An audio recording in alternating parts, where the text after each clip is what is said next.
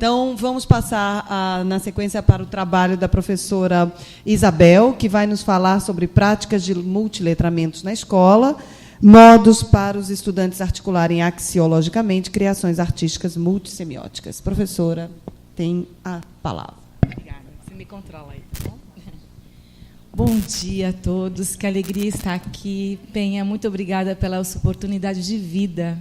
Né? Não é uma oportunidade acadêmica, é uma oportunidade de vida estar aqui conhecendo vocês, conhecendo trabalhos maravilhosos como esses. Então, de coração, te agradeço muito por isso. Eu vou falar para vocês hoje de duas experiências que eu tenho desenvolvido com os professores do Prof. Letras. Então, eu tenho ministrado uma disciplina optativa que nós temos no programa, que é Gêneros Discursivos, Gêneros Textuais e Práticas Sociais. E, dentro dessa disciplina, eu tenho provocado os alunos a aceitarem alguns desafios. Então, eu vou fazer uma conversa com vocês hoje acerca de duas experiências, uma que nasceu dentro da disciplina, a partir dessa provocação inicial, e outra que tem a ver com a pesquisa da mestranda, mas ela se inspirou na disciplina para mudar o projeto inicial dela. Então, a gente vai falar dessa relação que a disciplina está tendo, inclusive, na influência da reorientação da pesquisa dos estudantes do Prof. Letras. Bem, o que nós estamos trabalhando, né, dentro dessa disciplina, quando a gente começa a discutir, está no próprio título da disciplina, Gêneros do Discurso. Né? Então, são pelo menos 4 conceitos que eu coloquei aqui, os conceitos centrais que a gente acaba circunscrevendo nessa discussão. Claro, vão ler o texto do Bakhtin, vão entender os conceitos todos que estão lá, mas esses 4 conceitos, eles são mesmo pilares para a discussão que a gente vai fazer, não apenas da obra do Bakhtin, porque a gente tem ainda que ver gêneros textuais e práticas sociais. Então, nós introduzimos dentro dessa discussão práticas de multiletramento, aí foi uma escolha minha, né, porque eu queria ajudá-los também a pensar outras possibilidades de trabalho com a linguagem, com a literatura, que pudesse ter algum diálogo com as experiências mais cotidianas dos estudantes. Esses professores lidam com estudantes do ensino fundamental, né? E, muitas vezes, essas experiências elas estão ligadas às tecnologias, elas estão ligadas a outros suportes semióticos, que não é só o papel. Né? Então, eu quis que os professores pensassem nisso e pensassem em projetos que levassem em conta esse cotidiano dos estudantes. Bom, eu disse para vocês que era um convite, uma provocação, porque eu lanço para eles algumas possibilidades de trabalho e eles escolhem. E é muito interessante que, na primeira experiência, vocês verão que a escolha dos professores foi para trabalhar com mini-contos multimodais. E, quando isso foi proposto para os professores, eles não tinham a menor ideia do que se tratava. Né? E, ao chegar para os alunos, muitos também não conheciam, mas a proposta dos professores veio da seguinte maneira: vocês querem comigo realizar esse projeto e trabalhar comigo na formação, algo que responda aí à provocação da professora? Então, foi muito interessante que a gente criou um vínculo, que era um vínculo da professora com os estudantes e da professora com a universidade, comigo em particular. E os estudantes foram convidados a fazer parte de tudo isso. Então, quando o projeto acontecia, às vezes estavam em sala de aula discutindo alguma coisa, e a professora falava assim: você precisa, pelo WhatsApp, você precisa ver essa discussão que está acontecendo. E ela filmava a discussão da sala de aula e me mandava. Muitas vezes eu queria participar e respondia para eles via WhatsApp. Então, a gente criou esse vínculo, né, que eles sabiam que estavam participando desse projeto acadêmico, e eu também tinha direito de conversar com eles e discutir com eles as questões que estavam aparecendo lá. Então, criou um círculo bem diferenciado. Né? Então, nessas situações, a gente vivia concretamente tanto o enunciado concreto quanto o enunciado estético, porque, na provocação de mini-conto, eles teriam que entender o que é conto, mini-conto, e eles iam ser autores, né, de mini-contos. Então, a motivação para a leitura era a motivação de ser autor. Isso mudou tudo, né? Porque não era ler porque o professor pediu, era ler porque eles seriam os autores daquela produção. Né? Como é que estou indo? Tá. Bom, essa criação artística multissemiótica de base literária, né, ela provocou uma pesquisa imensa, né? Pesquisa literária, pesquisa de base multissemiótica, e porque o mini-conto vai envolver texto, vai envolver imagem, vai envolver sons. Então, exigiu muita pesquisa, e essa pesquisa foi acontecendo ao longo de algumas aulas. O que é importante a gente marcar que nessa construção literária, sempre a gente partiu desse conceito-chave que a gente tem no Bakhtin, do ato responsivo, né, sendo totalmente decorrente das vivências, né, dessa palavra viva que a gente tem a todo instante nas nossas produções cotidianas e também literárias, né? Então, essa discussão do que é o ato responsivo, entender que esse ato responsivo ele integra um conjunto enorme de elementos e como que esses elementos poderiam se articular numa produção literária, fez parte da formação dos professores ali, né, na universidade, mas o principal era a gente conseguir fazer com que essa compreensão se materializasse nas produções discentes, né? Eles aqui, na verdade, seriam os autores. Então, nós trabalhamos muito essa ideia, né, de ter responsabilidade e claro, ter responsividade em relação às questões que afetam a vida de cada um. Esse foi um foco bem grande que a gente desenvolveu ali com os professores, e eles acabaram encontrando meios para desenvolver isso com os estudantes também. Bom, vamos para as produções, que é o mais legal, né, do que a gente tem a falar aqui. Então, o primeiro projeto, aquele que eu comecei a falar para vocês, ele partiu de uma motivação dos professores que era assim, tá, a professora da universidade pediu isso, né, mas como é que nós vamos realizar isso? Eles se preocupavam em ter um compromisso de trabalhar com os conteúdos das disciplinas.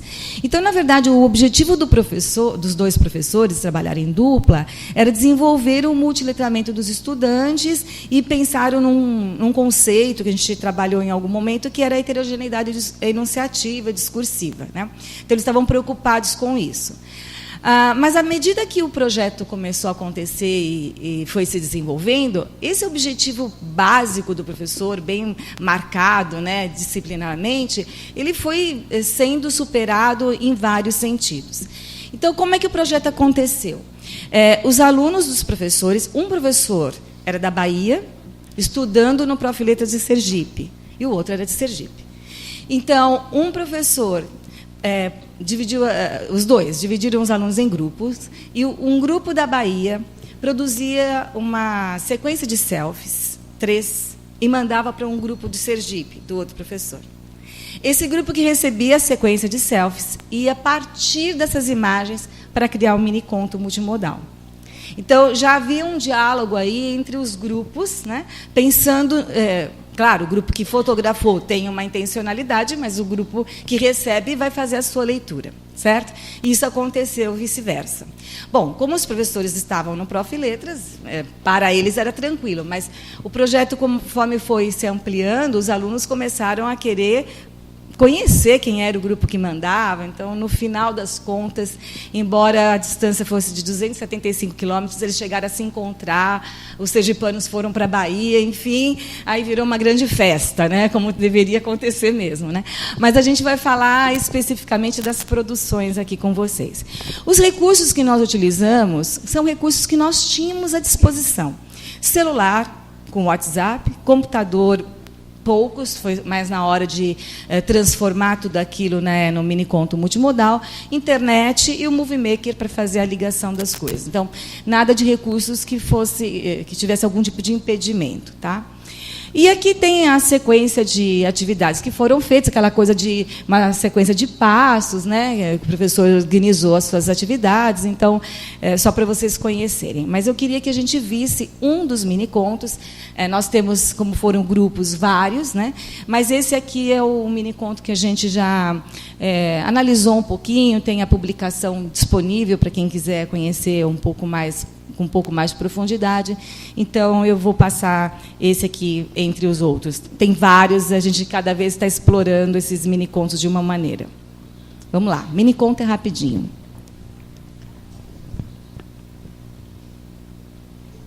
Ops. Para variar, eu testei antes, tá, gente? Garanto para você.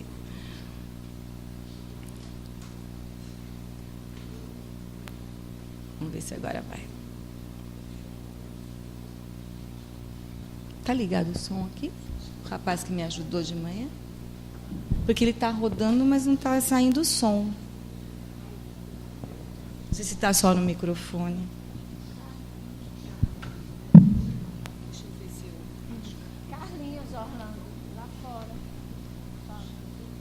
Tentar aqui só pelo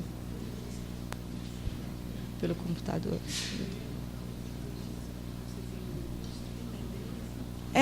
Eu baixei, está aqui. Eu vou abrir pelo.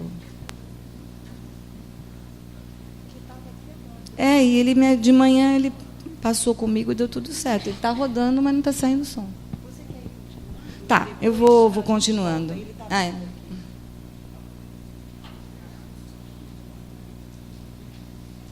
É que é bem rapidinho, é 1 minuto e 17, então tem que...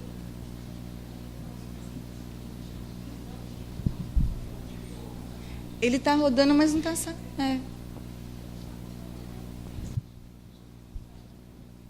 Pode ir?